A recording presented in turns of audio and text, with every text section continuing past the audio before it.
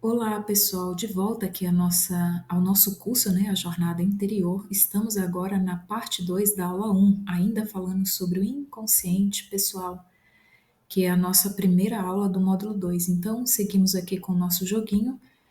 A casa que avançamos, encontramos então com essa parte, né, do eu interior, que é justamente o continente do inconsciente pessoal aqui no nosso mapa figurativo, né? Bom, a princípio, o inconsciente pessoal ele vai representar várias situações. Na prática mesmo, algumas pessoas e até alguns autores falam que o inconsciente pessoal é como se fosse um baú onde estão guardadas as nossas lembranças, as memórias esquecidas, os desejos reprimidos, conteúdos da infância, experiências que tivemos na primeira metade da vida e que nos foram tão dolorosas, sentimentos guardados, mal compreendidos, imagens da alma que foram projetadas, é onde também guardamos nossas expectativas, mas também nossas frustrações. É onde existe um conflito do eu. É também onde estão guardadas as primeiras impressões que tivemos de nossos pais. É onde estão nossos piores medos. É onde se encontra os conteúdos que pertencem ao nosso eu mais íntimo e que escapam à nossa compreensão. É no inconsciente pessoal onde jogamos tudo aquilo que parece não ter sentido algum para o eu, numa espécie de se livrar de conteúdos que nos trazem sofrimento e que por isso mesmo não queremos olhar para eles. Os conteúdos aí presentes possuem grande carga emocional, ou seja, energia psíquica aprisionada em conteúdos e imagens, como por exemplo os complexos. É onde escondemos o pior de nós por medo de não sermos aceitos. Os conteúdos aí se referem a coisas que o eu da experiência gostaria que os outros não conhecessem. É onde estão guardadas nossas dores mais profundas. Todas as nossas experiências que não compreendemos em um nível elevado de consciência se encontram exatamente no inconsciente pessoal. É onde nossa alma permanece infantil, sem compreender e sem achar sentido do porquê da experiência humana terrena. Bom, como foi dito em outras aulas, o inconsciente pessoal ele é constituído por tudo aquilo que ignoramos, por aquilo que não tem qualquer relação com o eu, ou seja, aquilo que não nos identificamos mais. Mas também Jung acreditava que, apesar de toda essa parte do baú da memória, né, das lembranças, ou seja, das coisas reprimidas, das coisas, por assim dizer, mal resolvidas dentro de nós, Jung acreditava que o inconsciente era onde o futuro se preparava para o indivíduo e só mais tarde se tornaria consciente para ele. Ou seja, mesmo que o inconsciente pessoal seja uma parte da personalidade, ele também é dual, né? Ele tem o seu aspecto negativo e o seu aspecto positivo. Bom, é interessante o termo que Jung fala para descrever essa desunião que o ser humano sente, né? Esse conflito interno. Ele usa um termo bastante conhecido que é chamado de neurose, e aí ele explica o que é isso, né? A neurose é um estado de desunião consigo mesmo, causado pela oposição entre as necessidades instintivas e as exigências da cultura, entre os caprichos infantis e a vontade de adaptação, entre os deveres individuais e coletivos. A neurose é um sinal de parada para o indivíduo que está num caminho falso e um sinal de alarme que o induz a procurar um processo de cura pessoal. A neurose é sempre um substituto de um sofrimento legítimo. E Jung acreditava que parte do inconsciente continua a influenciar o indivíduo, mesmo que ele não esteja consciente, né? Então ele diz o seguinte: parte do inconsciente consiste, portanto, de uma profusão de pensamentos imagens e impressões provisoriamente ocultos e que, apesar de terem sido perdidos, continuam a influenciar nossas mentes conscientes. Bom, aqui ele dá um exemplo de um conteúdo subliminar, como é que esse conteúdo ele age na vida do indivíduo, ou seja, como ele se manifesta, né? Esse exemplo é do livro O Homem e seus Símbolos e diz o seguinte: um exemplo que considero particularmente significativo foi me dado por um professor que estivera passeando no campo com um dos seus alunos, absorvido em uma série de conversação. De repente, verificou que seus pensamentos estavam sendo interrompidos por uma série de inesperadas lembranças da sua infância. Não conseguia justificar tal distração. Nada do que até então estivera discutindo tinha qualquer ligação com aquelas lembranças. Olhando para trás do caminho percorrido, viu que haviam passado por uma fazenda quando surgira a primeira destas recordações da sua infância. Propôs ao aluno que retornassem ao local onde se haviam iniciado aquelas fantasias. Chegando lá, sentiu um cheiro de gansos e imediatamente percebeu que este cheiro desencadeara a série de recordações. Na sua juventude, ele vivera numa fazenda onde criavam gansos e o seu odor característico lhe deixara uma impressão duradoura, apesar de adormecida. Ao passar pela fazenda naquela caminhada, registrar sublinamente aquele cheiro e esta percepção inconsciente despertou experiências da sua infância há muito esquecidas.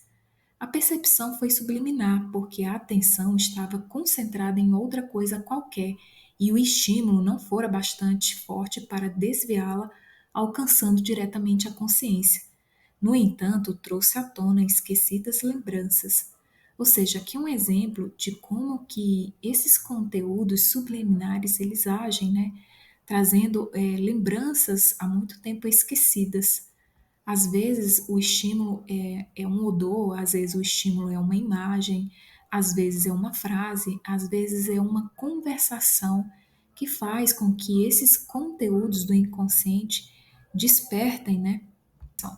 Este efeito de sugestão ou de uma espécie de detonação é capaz de explicar o aparecimento de sintomas neuróticos e também de outras recordações benignas quando se avista alguma coisa ou se sente um odor ou se ouve um som que lembre circunstâncias passadas.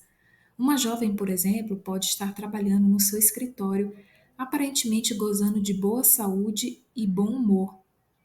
Momentos depois, pode estar com uma dor de cabeça terrível e revelando outros sinais de angústia. Sem que o percebesse conscientemente, ouvir a sirene distante de um navio, recordando-se inconscientemente da triste despedida de um homem de quem tentava se esquecer. Bom exemplo é o da secretária que tem ciúmes de uma das sócias do seu patrão. Habitualmente, ela se esquece de convidar esta pessoa para reuniões, apesar de um nome estar nitidamente marcado na lista que utiliza. Se interpelada sobre este fato, dirá simplesmente que se esqueceu ou que a perturbaram no momento. Jamais admite nem para si mesma o motivo real da sua omissão. Muitas pessoas superestimam erradamente o papel da força de vontade e julgam que nada poderá acontecer à sua mente que não seja por decisão e intenção próprias.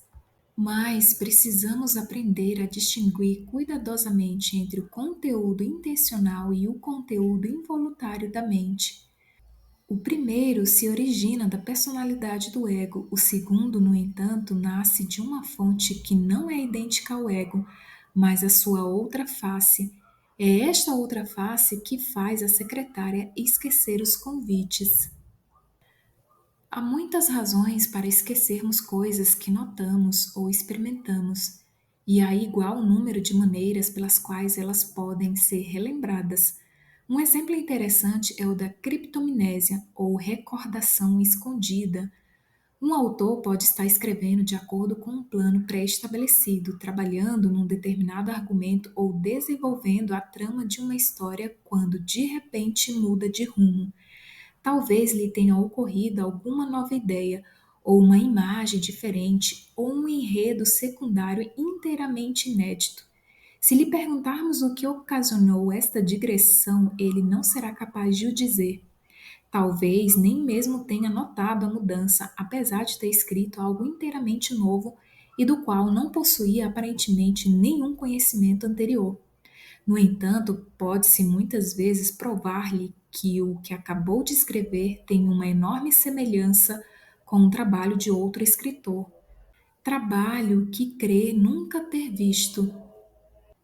Em casos deste tipo, há uma autêntica recordação, mesmo que a pessoa não se dê conta do fato. A mesma coisa pode ocorrer com um músico que tenha ouvido na infância alguma melodia folclórica ou uma canção popular e que venha encontrá-la na idade adulta, presente como um tema de um movimento sinfônico que está compondo. Uma ideia ou imagem deslocou-se do inconsciente para o consciente. O que expliquei até aqui a respeito do inconsciente não passa de um esboço superficial da natureza e do funcionamento desta complexa parte da psique humana, mas talvez tenha feito compreender o tipo de material subliminar de que se podem espontaneamente produzir os símbolos dos nossos sonhos. Este material subliminar pode consistir de todo tipo de urgência, impulsos e intenções, de percepções e intuições, de pensamentos racionais ou irracionais, de conclusões, induções, deduções e premissas, e de toda uma imensa gama de emoções. Qualquer um destes elementos é capaz de tornar-se parcial, temporária ou definitivamente inconsciente. Este material torna-se inconsciente porque simplesmente não há lugar para ele no consciente.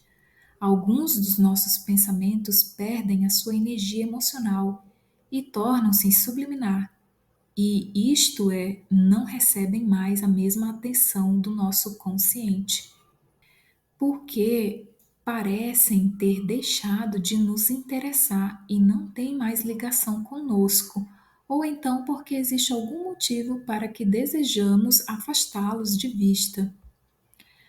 Bom, aqui ele vai falar sobre novos conteúdos que podem levar a uma atitude nova e pessoal do indivíduo. Ou seja, voltando àquela mesma história de que o inconsciente pessoal, ele não é somente, né, aquele baú de lembranças e memórias, mas também novos conteúdos do inconsciente pessoal podem surgir e produzir no indivíduo uma espécie de renovação da sua personalidade. Isso acontece porque, como a gente tinha falado nas outras aulas, que a consciência ela tende a expandir, né? Ou seja, novos continentes tendem a ser acrescentados à consciência, ao continente da consciência. Então, esses novos conteúdos que Jung fala, que provêm do inconsciente, podem ser traduzidos como um acréscimo, né, na personalidade do indivíduo, ou seja, partes da sua personalidade que ele não conhecia, vão como que brotando do inconsciente. E aí ele vai conhecendo, ou pelo menos tendo consciência de novas características da sua personalidade, de uma personalidade que agora engloba, né, o inconsciente. Assim como o conteúdo consciente pode se desvanecer no inconsciente, novos conteúdos que nunca foram conscientes podem emergir. Podemos ter a impressão, por exemplo, de que alguma coisa está a ponto de tornar-se consciente, que há alguma coisa no ar, ou que aqui tem dente de coelho. A descoberta de que o inconsciente não é apenas um simples depósito do passado, mas que está também cheia de germes de ideias e de situações psíquicas futuras, levou-me a uma atitude nova e pessoal quanto à psicologia. Muita controvérsia tem surgido a este respeito, mas o fato é que, além de memórias de um passado consciente e longínquo, também pensamentos inteiramente novos e ideias criadoras podem surgir do inconsciente. ideias e pensamentos que nunca foram conscientes. Como um lótus nascem das escuras profundezas da mente para formar uma importante parte da nossa psique subliminar. Encontramos exemplos disso em nossa vida cotidiana, onde às vezes os dilemas são solucionados pelas mais surpreendentes e novas proposições. Muitos artistas, filósofos e mesmo cientistas devem suas melhores ideias a inspirações nascidas de súbito do inconsciente. A capacidade de alcançar um meio particularmente rico deste material e transformá-lo de maneira eficaz em filosofia, em literatura, em música ou em descobertas científicas é o que comumente chamamos de genialidade. Podemos encontrar na própria história da ciência provas evidentes desse fato. Por exemplo, o matemático francês Poincaré e o químico Kekulé, não sei se é assim que pronuncia esses nomes, mas o fato é que eles devem importantes descobertas científicas, ou eles mesmos admitem a repentinas revelações pictóricas do inconsciente. A chamada experiência mística do filósofo francês Descartes foi uma destas revelações repentinas na qual ele viu num clarão a ordem de todas as ciências. O escritor inglês Robert Louis Stevenson levou anos procurando uma história que se ajustasse à sua forte impressão da dupla natureza do homem, quando num sonho lhe foi revelado o enredo de Dr. Jekyll, né, e Mr. Hyde ou Hyde. No momento, desejo apenas assinalar que a capacidade da nossa psique para produzir este material novo é particularmente significativa quando se trata do simbolismo do sonho. Desde que a minha experiência profissional provou-me repetidamente que as imagens e as ideias contidas no sonho não podem ser explicadas apenas em termos de memória, expressam pensamentos novos que ainda não chegaram ao limiar da consciência. Bom, e aí, pessoal, chegando ao final, essa aula vai ser mais curta. A frase escolhida foi a seguinte: na verdade, foram dois trechos do livro O Eu e Inconsciente. A diferenciação é a essência, a conditio sine qua non da consciência. Todo o inconsciente é indiferenciado e tudo quanto ocorre inconscientemente parte desta base da indiferenciação.